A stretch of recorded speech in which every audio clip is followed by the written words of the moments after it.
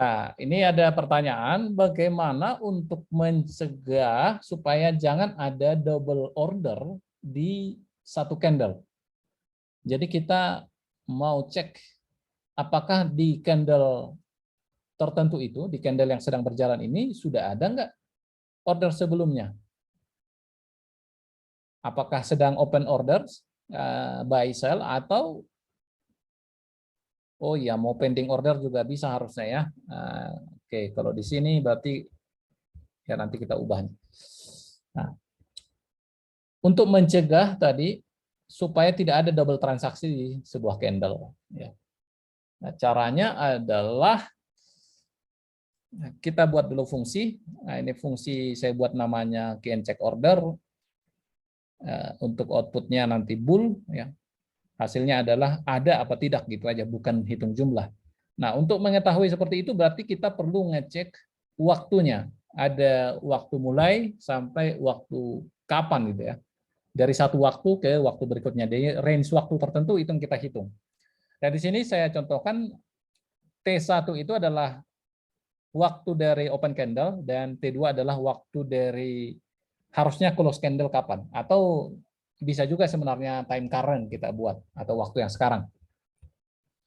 Nah, ini saya buat variabel result untuk menyimpan hasilnya nanti, dan T1 kalau misalnya dikosongkan di dalam fungsi ini maka kita kasih sesuai dengan waktu ya period current gitu.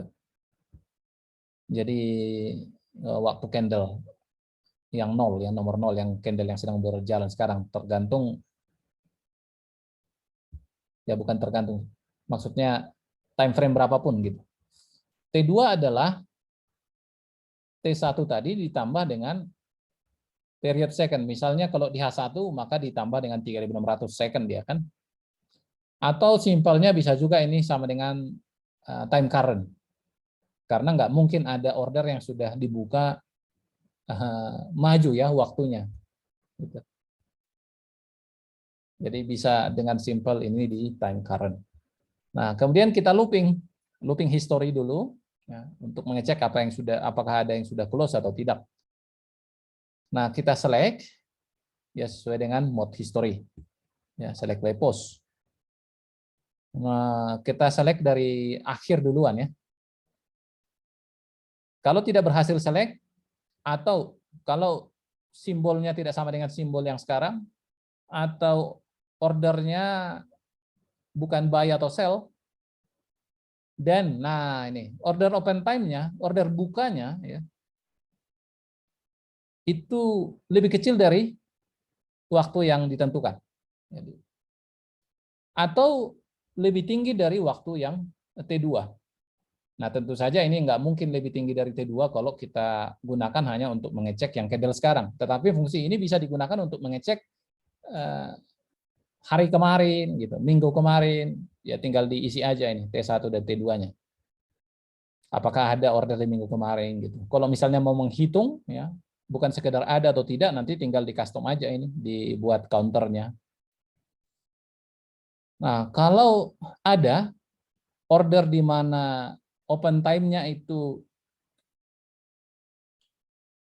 tidak lebih kecil dari sekarang, berarti lebih besar dari sekarang, dan juga tidak lebih besar dari T2.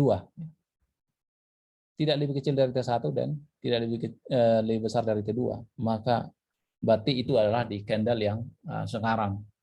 Maka result true. Nah, ini bisa langsung return result karena ini hanya untuk mengecek ada apa enggak, tapi bisa juga di break. Tergantung dari perintah berikutnya apa yang mau dibuat. Nah, kalau sudah di return, tentu saja nggak ada lagi arti dari perintah di bawah ini ya. Maksudnya nggak akan dieksekusi lagi di bawah ini, langsung return. Nah, kemudian dicek lagi di sini untuk mengecek order yang ada di trade ya. Yang tadi kan di count history, nah, sekarang di trade ini. Nah, sama prinsipnya, hanya di sini order simbol ya sama. Nah, order type oke, di sini hanya saya batasi OP sell. Nah, kalau mau dibuat misalnya ini semua pending juga dihitung, maka ini buat sama dengan lebih besar dari 5. Kalau lebih besar dari 5, maka itu continue. 5 itu adalah OP buy stop. Order type kita lihat di reference-nya. Nah ini. Buy itu 0, sell 1, 2, 3, 4, 5. Oh, sell stop ternyata 5. Sell stop. Nah, atau simple aja bisa buat 5. Nah, itu kalau misalnya dihitung yang pending. Tapi kalau hanya untuk buy sell saja yang dihitung, ya bisa di sini. Filter ini tetap sama. Dan kalau ada order yang melewati filter ini, maka berarti ya di candle yang sekarang sedang ada order. Result true, lalu break atau return, ya setelah. Jadi dengan fungsi ini kita bisa mengecek apakah di candle yang sekarang itu sudah ada order apa tidak, sehingga itu bisa menjadi pertimbangan untuk coding yang lain, apakah akan membuka transaksi, meng-close atau melakukan apa saja. Oke, begitu penjelasan untuk pertanyaan sampaikan. Jika ada yang kurang jelas apa yang saya sampaikan, silakan berikan komen atau boleh tanyakan di grup. Ya, semoga pelajaran ini bermanfaat.